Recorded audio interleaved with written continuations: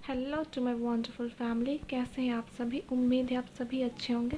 ये मेरी first video है, उम्मीद है आप सबको पसंद आएगी। तो चलिए शुरू करते हैं एक नए अंदाज में एक नई सीरीज़ के साथ, लीजेंड ऑफ द ब्लू सी। ये कहानी है एक जल परी और एक राजा की, जो कि एक दूसरे से काफ़ी प्यार करते थे, लेकिन ये दोनों एक दूसरे से बिछड़ जाते हैं और फिर इनका दूसरा जन्म होता है, जहाँ राजा फिर उस जल परी से मिलता है।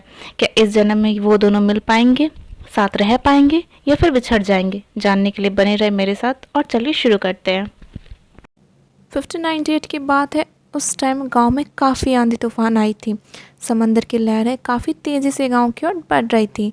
सभी लोग अपना बचाव कर रहे थे, लेकिन समंदर अपनी रफ्तार के साथ काफ़ी लोगों को अपने चपेट में ले रही थी। काफ़ी तहस नहस हो गया था, काफ़ी घर टूट गए थे। अगले दिन जब तूफान शांत हुई, तभी सभी लोग अपने घरों से बाहर आकर अपने सामानों को इकट्ठा करते हैं। कुछ लोग जब समंदर के किनारे जा रहे होते हैं, तभी देखते हैं ज़मीन पर बहुत सारी मछलियाँ हैं और वो उसे देखकर सब खुश हो जाते हैं और सभी मछलियों को पकड़ने लगते हैं। मछलियों को पकड़ने के लिए जब कुछ लोग आगे आ जाते हैं, तभी उन्हें एक गुफा में एक आवाज़ आती हुई सुनाई देती है। जब वह उस आवाज़ के करीब जाते हैं, तब उन्हें उस गुफा में एक लड़की दिखाई देती है।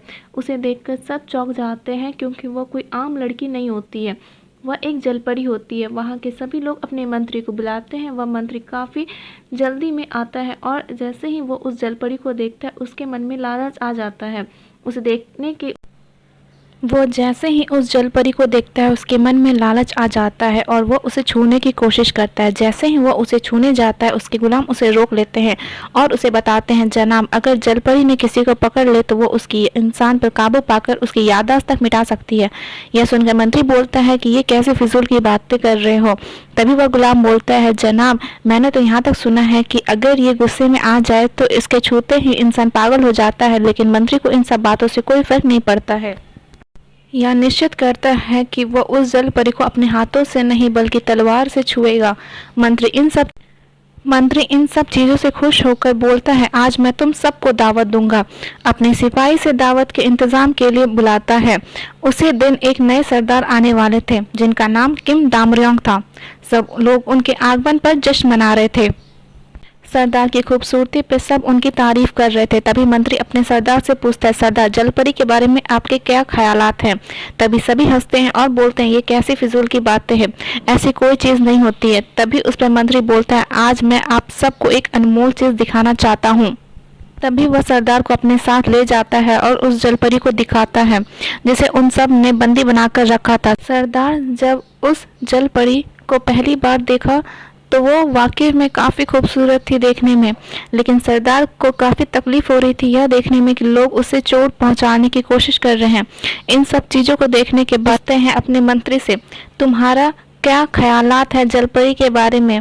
मंत्री बोलता है, सरदार, जलपरी का तेल काफ़ी महंगा होता है मछलियों के तेल के मुकाबले में, और हम इन्हें जितने दिन चाहे उतने दिन रख सकते हैं, ये खराब नहीं होता है और हमें इससे काफ़ी मुनाफा होगा।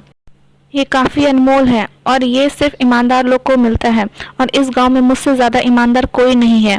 यह बातों को सुनकर सरदार हंस पड़ा और बोला, ईमानदार, ये बात मुझे थोड़ी हजम नहीं हुई।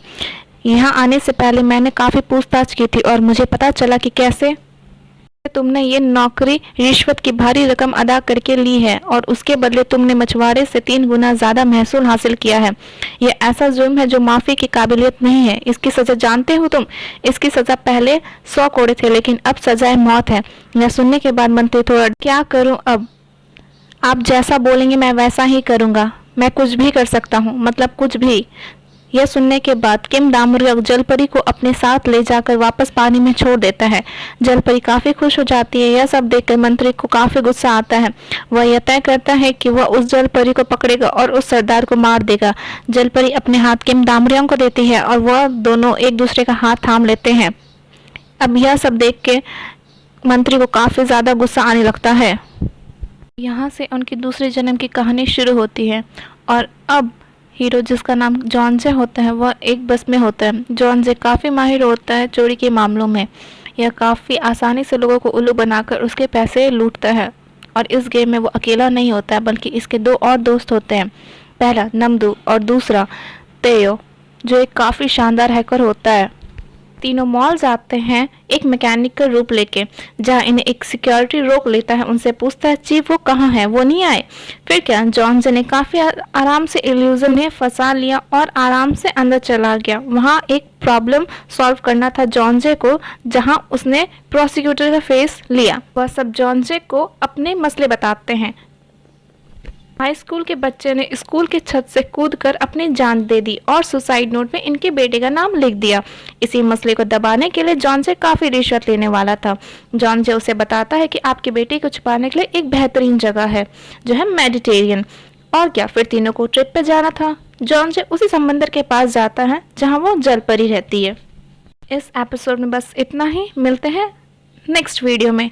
तब तक के लिए बाय बाय और बने रहिए हमारे साथ इसी चैनल पे। तो जल्दी से सब्सक्राइब कीजिए।